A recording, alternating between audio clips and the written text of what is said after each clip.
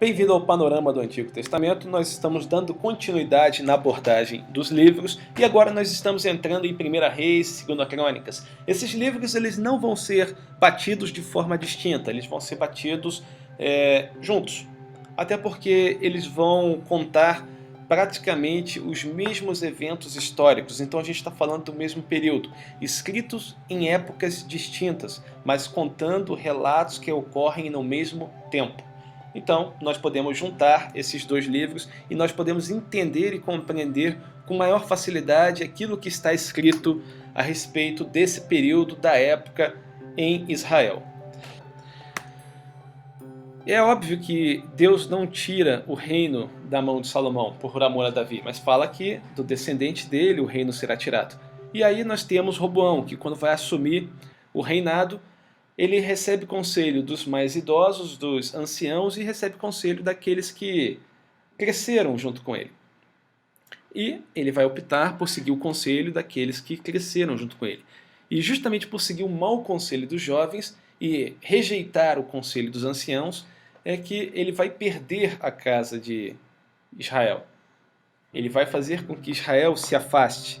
Porque o que vai ser dito naquele momento é: não há para nós herança no filho de Jessé.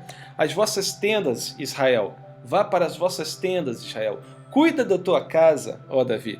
E aí ocorre realmente a separação. Mas a culpa dessa separação não é de Roboão, porque na realidade Deus disse que iria fazer.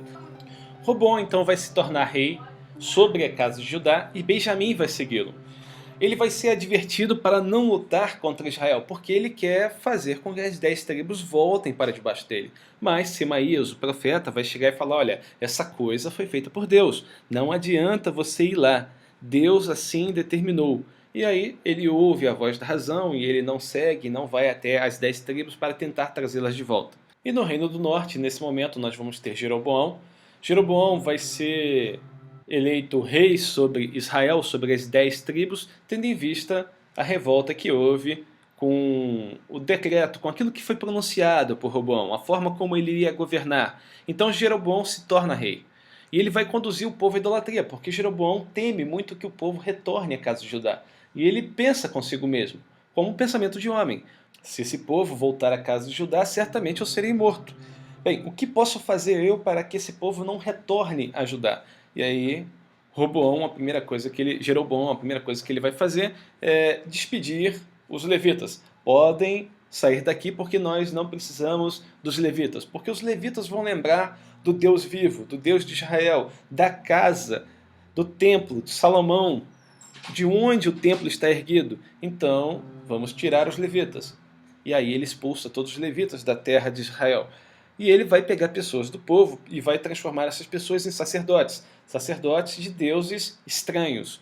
E vai conduzir idolatria na sua própria terra. Vai fazer com que essas pessoas adorem nos locais altos. Vai fazer com que essas pessoas venham a se prostituir com prostitutos cultuais. Pessoas que se deitavam para poder agradar os deuses daqueles povos ao redor. Então, tudo isso vai conduzir Jeroboão a entrar na esquerda de Deus, propriamente dito. A gente pode falar assim. Jeroboão vai chegar e criar um altar. Nesse altar ele vai querer fazer uma oferta, mas Deus vai chegar e enviar um profeta do território de Judá. Esse profeta é um profeta desconhecido. Ele vai entrar no território de Jeroboão e lá esse profeta anônimo vai pregar contra o altar, vai falar que aquele altar vai ser destruído por um descendente, por um filho da casa de Davi. E ele cita o nome desse homem, ele fala que Josias irá nascer, e nessa época de Josias, quando Judá estará sendo governado por Josias, Josias vai destruir a adoração daquele local. E vai matar todos os profetas que ali adoravam. Então o altar se fende e é derramado cinza sobre o altar, como comprovação do que aquilo que o profeta está dizendo realmente vai se cumprir. Então Jeroboão estende a mão, aponta na direção do profeta e ordena para que o prendam. Nesse momento, a mão de Jeroboão fica esticada, fica ressequida, e ele pede para que o homem de Deus, o profeta, implore por ele ao Senhor, ao Deus do profeta, a fim de que a mão de Jeroboão volte a ser como antes. E o profeta faz assim, ele ora ao Deus de Israel, e o Deus de Israel permite que o Jeroboão possa voltar a dobrar o seu braço. Bem, o profeta dali vai embora, ele vai morrer no meio do caminho, porque ele tinha a ordem de nem se alimentar naquela terra e voltar por um caminho diferente. Quando dois jovens, filhos de um profeta antigo, ouvem falar aquela história, eles contam para o seu pai. O seu pai vai ao encontro desse profeta, pergunta se ele era aquele ao qual tinha feito todas as coisas no altar estranho, e ele vai falar, sim, fui eu de fato. Ele pede para que o profeta volte com ele, o profeta fala que não pode voltar, porque Deus tinha dado uma ordem, mas esse profeta velho, ele vai explicar, olha, na realidade foi um anjo de Deus que mandou eu voltar e te chamar para comer na minha casa, porque não era para você ir sem se alimentar. Aí ele aceita as palavras desse homem, que chega a ele, que ele não conhece, não sabe quem é, e vai até a casa desse homem e lá ele come. Nesse momento em que ele come, aí diz que Deus usa esse profeta velho para poder falar com o profeta anônimo, dizendo que ele descumpriu a ordem de Deus e por esse motivo ele iria morrer tão logo saísse daquela casa. E ele sai, um leão vem ao encontro dele e o mata. Bem, esse profeta chega e fala, olha, certamente esse homem era um profeta de Deus, e certamente as coisas que ele disse irão acontecer. E ele pede para que os filhos dele o enterrem no mesmo local que esse profeta está sendo enterrado. E aí a história desse profeta termina. Acontece que Jeroboão, lá em Judá, também está apostatando da fé. Judá está entrando em grande apostasia também. E o que está acontecendo no território de Judá? Bem, altares idólatras estão sendo levantados, colunas sagradas estão sendo batizadas, postes sagrados, prostitutos cultuais. A semelhança do que está acontecendo no território das 10 tribos, no território das duas também a coisa não anda muito diferente. Tanto é que Roboão também é considerado um homem mau perante o Senhor. Segundo a Crônicas do 11 e 14 vai estar dizendo que os levitas chegaram até abandonar as suas pastagens e os seus bens e foram para Judá e para Jerusalém, porque Jeroboão e os seus filhos os haviam rejeitado como sacerdote do Senhor. E quando nós olhamos também o que está acontecendo no território das 10 tribos, nós vamos encontrar lá que mandou pôr um bezerro em Betel e outro em Dan.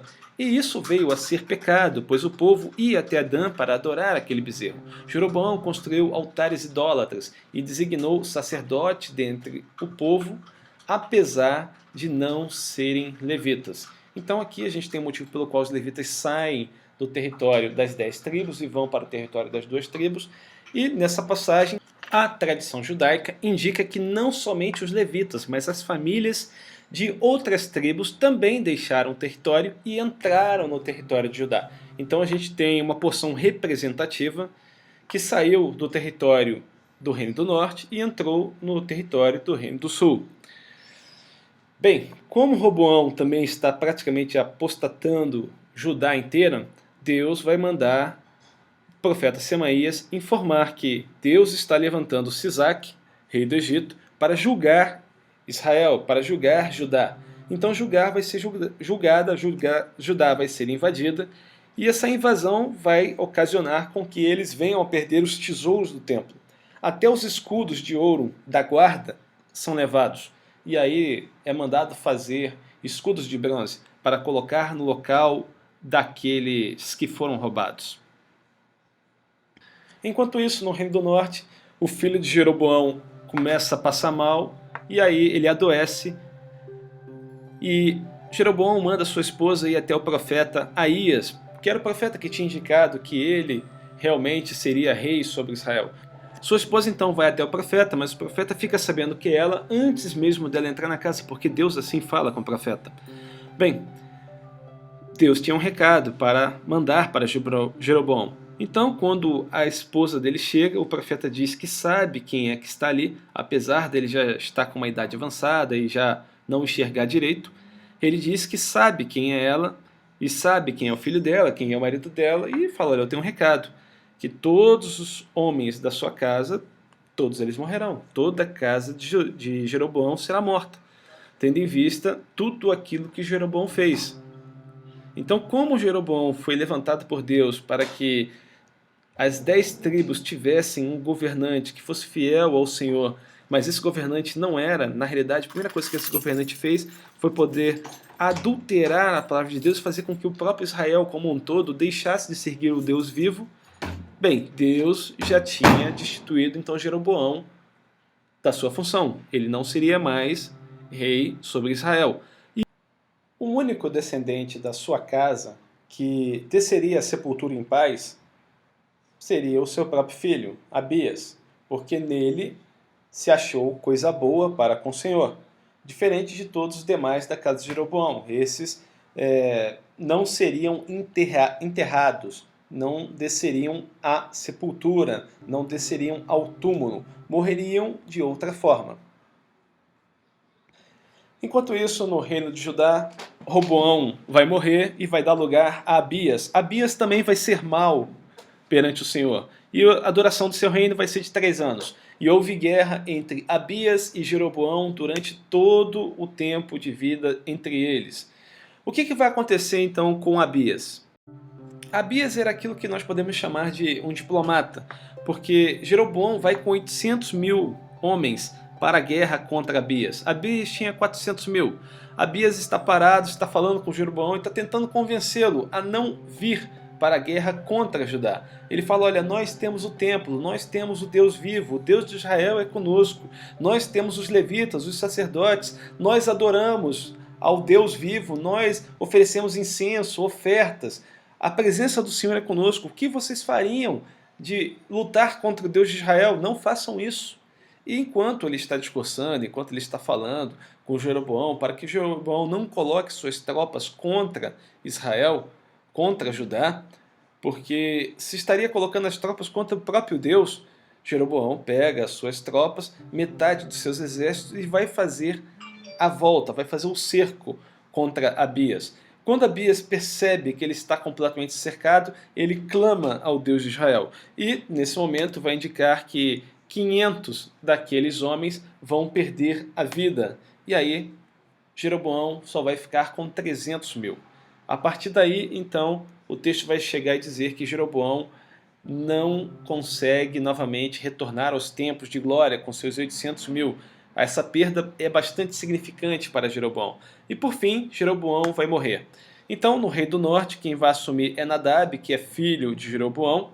Ele vai ter uma vida completa de pecados e ele vai ser assassinado por Baasa, da tribo de Zacar, que vai achar uma oportunidade para subir ao trono. Quando nós olhamos então para o reino do norte, nós temos que lembrar que a descendência ela não segue uma família, uma ordem genealógica. Na realidade, o que nós temos ali é uma briga pela ascensão, uma briga pelo poder. Não é um descendente daquela família que sobe necessariamente. A maioria das vezes, nós temos uma pessoa que não é da família subindo ao trono e dando continuidade àqueles que estão reinando sobre o reino de Israel.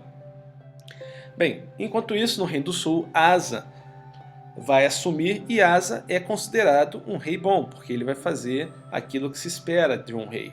Ele vai promover uma primeira reforma que vai durar em torno de 10 anos. As cidades vão ser construídas, o exército vai ser reaparelhado.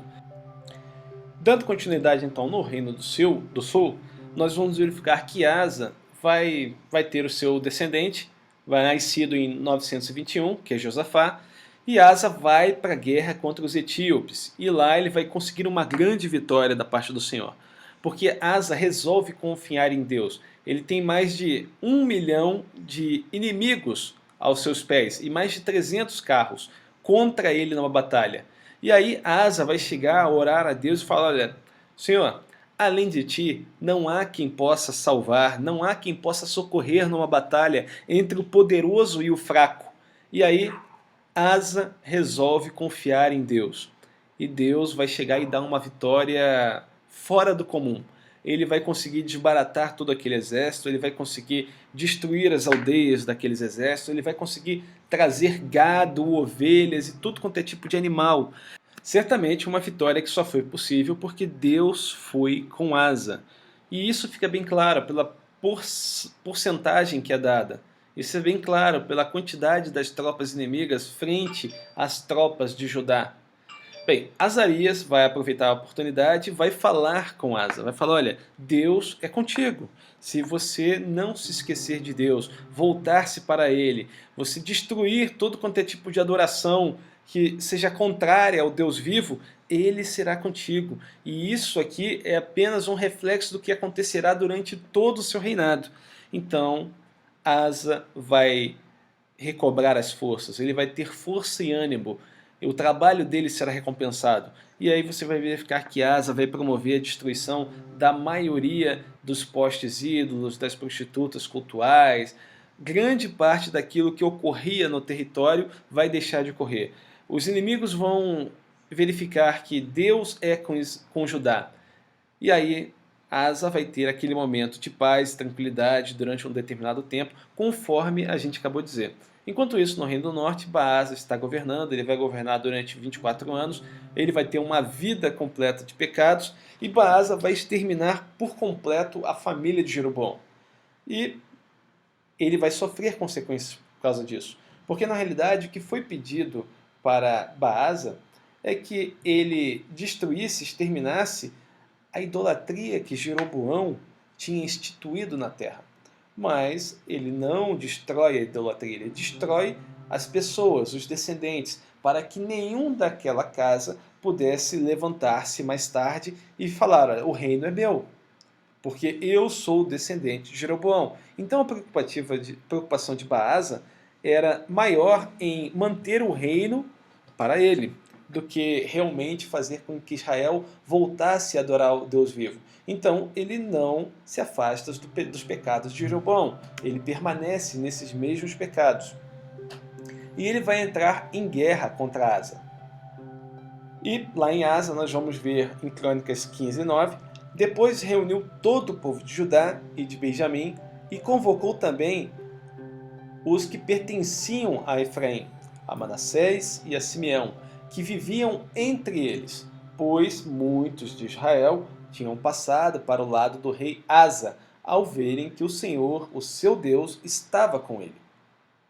Essa é a segunda vez que nós temos as escrituras dizendo que pessoas que não eram do território de Judá e não eram do território de Benjamim estavam no território de Judá e de Benjamim como se fossem do território de Judá e Benjamim. Então aqui é citado Efraim, é citado Manassés, é citado Simeão. Mas não somente isso. Porque o texto vai chegar a dizer que viviam entre eles, pois, muitos de Israel. Então ele cita 3 tribos, porque provavelmente existiam pessoas em maior número. Logo depois ele fala, porque muitos de Israel. Ele não fala porque muitos de Efraim, Manassés e Simeão. Ele fala muitos de Israel. Ele cita todas as 10 tribos. Fala que muitos destas 10 tribos tinham passado para o lado do rei Asa. Foram viver no território de Judá. Porque viram que o Deus de Israel era com Judá e eles queriam estar debaixo da proteção do Deus vivo. E eles, dessa forma, negavam tudo aquilo que Jeroboão tinha instituído na terra de Israel, adoração a falsos deuses. Então, quando o Israel, as 10 tribos, vão para o exílio assírio, existe uma representação dessas 10 tribos no território de Judá. E essa representação ela foi salva. E é dessa representação que Apocalipse cita lá a respeito das 12 tribos de Israel. É possível a existência das 12 tribos, conforme Israel é citado no livro de Apocalipse, tendo em vista que muitos desses descendentes deixaram o Reino do Sul antes que eles fossem para o cativeiro assírio. Dando continuidade então, Baasa, nós vamos ter Jeú profetizando contra Baasa. 1 Reis 16, do 9 a 11, isso vai ser plenamente executado 2 anos após a sua morte. Bem, Baasa vai morrer, Elá, seu filho, vai assumir, ele é filho de Baasa, ele é mau perante o Senhor, ele vai ficar 2 anos. O que acontece logo depois disso é que Zinri aproveita que Elá ele está embriagado, e Zinri, que era um oficial de Elá, assassina Elá. Mas ele não faz só assassinar Elá? Ele vai assassinar todos os amigos e todos os parentes, todos aqueles que fossem do sexo masculino. Ele passa a espada a todo mundo.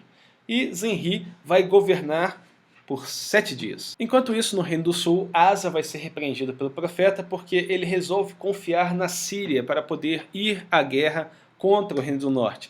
Então, ele deixa de confiar no próprio Deus vivo e ele pede o apoio de uma nação pagã. E aí ele é repreendido por causa dessa ação. Zenri, então, que ele está no seu 7º dia de reinado, ele está no palácio e ele descobre que as tropas do exército estão cercando a casa e ele não tem como fugir. Então Zenri vai incendiar o palácio sobre si mesmo. Então Zenri e o palácio são queimados. E aí Onri, que é o capitão dos exércitos, ele vai ser proclamado rei no lugar de Zenri. Mas parte do povo queria que Tibni governasse.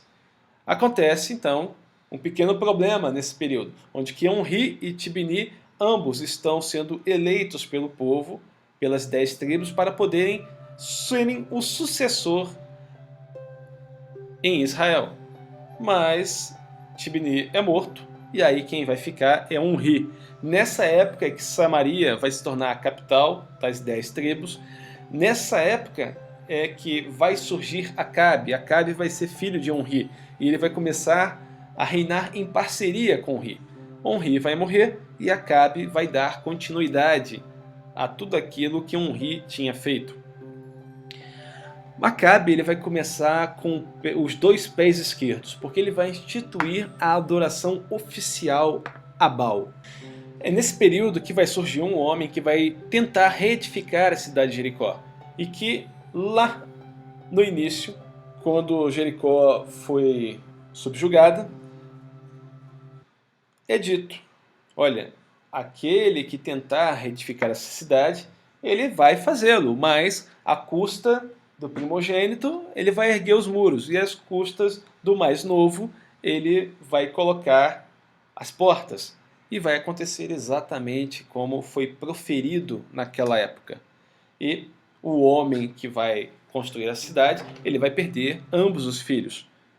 E se cumpre mais uma profecia bíblica. É nessa época que é instituída a perseguição a todos os profetas do Senhor, aqueles que ainda estavam no Reino do Norte. E nessa época existiam muitos profetas, porque nós estamos nos aproximando dos eventos finais, nós estamos nos aproximando do período em que Deus está enviando profetas ao Reino do Norte para fazer que, olha, se vocês não voltarem de onde vocês estão andando, certamente eu mandarei juízo sobre a casa do Reino do Norte e vocês não voltarão. Então os profetas são enviados, a gente começa a verificar que começa a surgir os profetas. Então aqui que inicia-se fatalmente o ministério de Elias. Enquanto isso, Josafá vai estar reinando também durante seus 25 anos e ele é tido como um rei bom. Ele tem uma vida santa, ele busca ter uma vida de retidão perante Deus. Acabe, então, vai sofrer durante um determinado período porque ele vai ter Elias no pé dele. E Elias está em foco nessa época porque os milagres de Elias estão ocorrendo exatamente no reinado de Acabe. Então nós temos Elias sendo alimentado por corvos, o milagre da farinha e do azeite, onde que Elias vai pernoitar na casa de uma viúva, e essa viúva vai falar que ela não tem azeite, não tem farinha, e aí ele vai multiplicar essas coisas. O filho dessa viúva vai vir a óbito, e ele vai orar, e vai ocorrer a ressurreição do filho dessa viúva. E tudo isso vai autentificar o ministério de Elias, dizer que Deus é com Elias, e que a mensagem dele é verdadeira, a mensagem dele é fiel, e por intermédio dele, Deus opera milagres. Então, finalmente, Elias vai ser enviado para combater Baal. E como é que ele vai fazer isso? Ele vai procurar Obadias. Obadias era um homem santo, um homem que tinha procurado proteger todos os profetas do Senhor, o qual tinham sido perseguidos por Jezabel. Bem, ele vai procurar Obadias e vai falar, olha, eu quero falar com Acabe. Você programe um encontro com ele. E Obadias vai temer muito pela sua própria vida, porque ele vai falar, olha, certamente pode ser que quando eu me ausentar daqui e for falar com Acabe que você quer um encontro com ele, pode ser que o Espírito do Senhor te leve para outro lugar. Ele não disse que Elias pudesse se acovardar e sair dali. Não, ele fala, olha, pode ser que não seja da vontade de Deus que você tenha um encontro com Acabe e Deus lhe retire dessa porção. E aí, como vou ficar eu de frente para Acabe, falando que eu sei aonde você está e ele te procura, e na realidade você não está no local? Certamente ele vai querer a minha vida. Mas o profeta diz que ele pode ir em paz, porque certamente ele estará no local onde ele disse.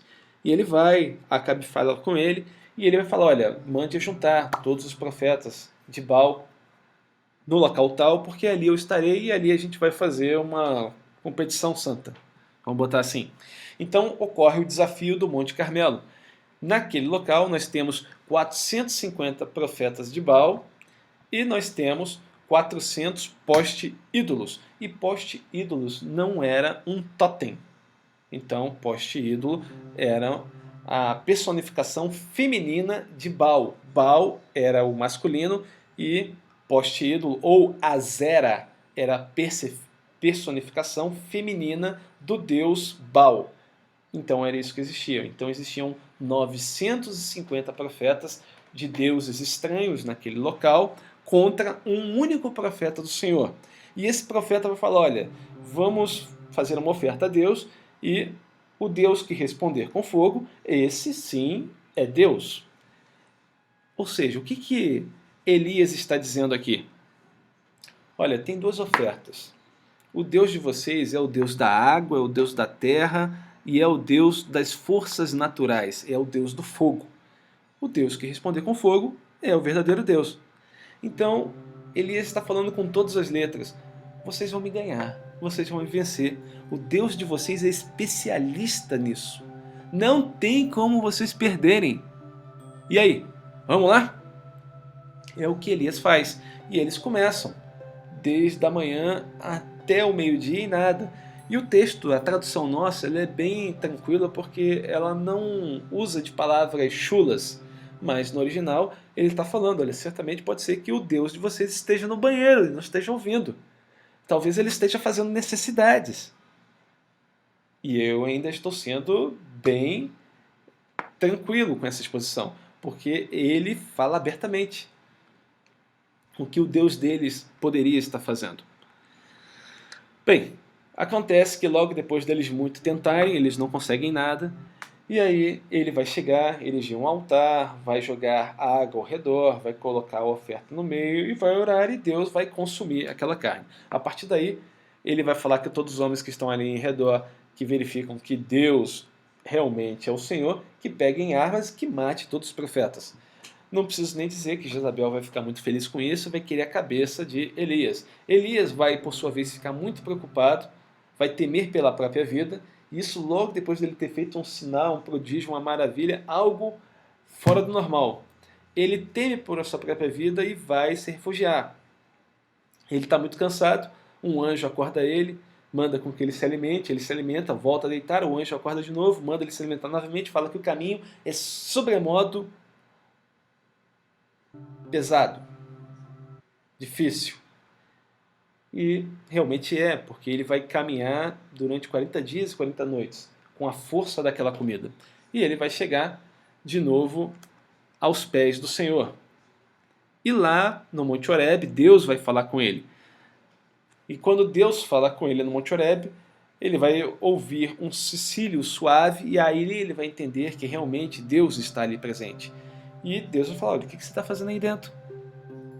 Aí você vê que Elias vai falar, olha, só eu restei de todos os profetas. E Deus vai falar com ele, não, eu guardei vários homens que não dobraram o joelho a Baal.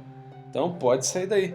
E aí Elias sai, vai no meio do caminho encontrar Eliseu, vai colocar a capa sobre ele e ele vai falar, olha, tu sabe o que eu fiz contigo.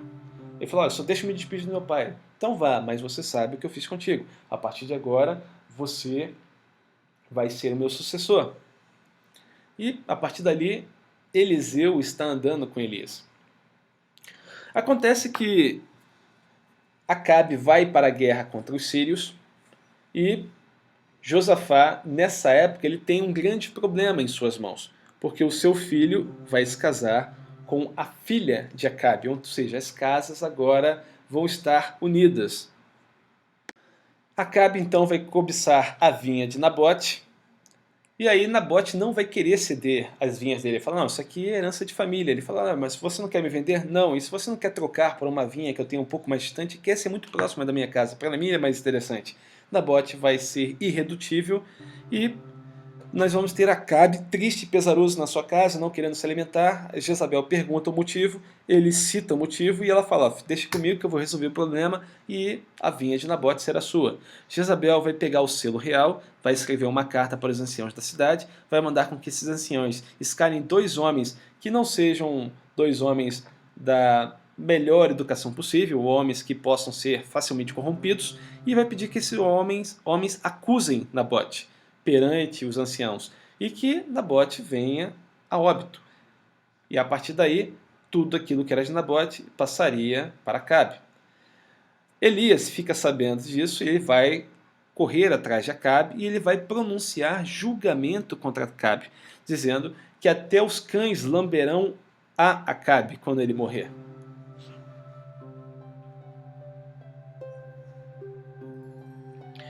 E aí a gente tem o Reino do Sul, Josafá, ainda reinando. Josafá se mobiliza para ajudar Acabe. Os profetas vão mentir a Acabe. Quando Josafá está na presença de Acabe, ele pede para que os profetas interpretem. Fala, olha, vamos ter bom êxito nessa batalha, nessa guerra. E os profetas de Acabe vão falar, olha, certamente, vocês ganharão a batalha, podem ir. Mas Josafá, que não é burro nem nada, fala, olha, será que não tem nenhum profeta do Senhor aqui no qual nós possamos consultar? E Acabe vai falar, olha, tem Micaías, mas ele nunca profetiza de mim aquilo que convém. E vai acontecer que ele vai falar, olha, chame-o. E acontece que Micaías é chamado à presença do rei, e ele vai falar, olha, certamente vá, porque você vai conseguir todas as coisas. Acabe percebe que Micaías não está sendo sincero e fala, olha, eu peço que você fale a verdade. E ele fala que Israel será espalhada como ovelhas sem pastor. E aí ele olha para Josafá e fala, tá vendo? Eu não te disse que ele nunca profetiza de mim aquilo que convém? E aí Josafá e Acabe vão para a guerra, e chegando lá, Acabe não vai com vestes reais, ele vai se disfarçar, e só Josafá está vestido realmente como um rei. A ordem que os exércitos inimigos têm é que persigam o rei de Israel e o matem. Apenas o rei. Então Josafá começa a ser perseguido, e quando eles percebem que Josafá não é o rei, eles deixam Josafá ir embora. Acontece que uma flecha perdida no meio do caminho acerta Acabe. E aí ele fica na batalha ainda o resto do dia, e ao final do dia Acabe morre, Acabe sucumbe. Josafá vai ser censurado por causa da aliança que ele fez com Acabe. Josafá vai restaurar a ordem na adoração, mas as suas alianças tiveram consequências. Judá seria invadido. Então o rei ora para que Deus possa fazer um milagre, até porque eles não teriam como lutar com tamanho exército. E Deus responde por meio de Jaaziel. E Jaaziel vai chegar e dizer, olha, certamente Deus entregará esse exército nas nossas mãos, não é necessário fazer nada, esperai e aguardai a salvação do Senhor. E realmente é o que ocorre, o inimigo ele é destruído sem que Israel mova um músculo. E aí eles comemoram a alegria da vitória, e Eliezer repreende a aliança com o filho de Acabe. Então assim a gente termina essa exposição de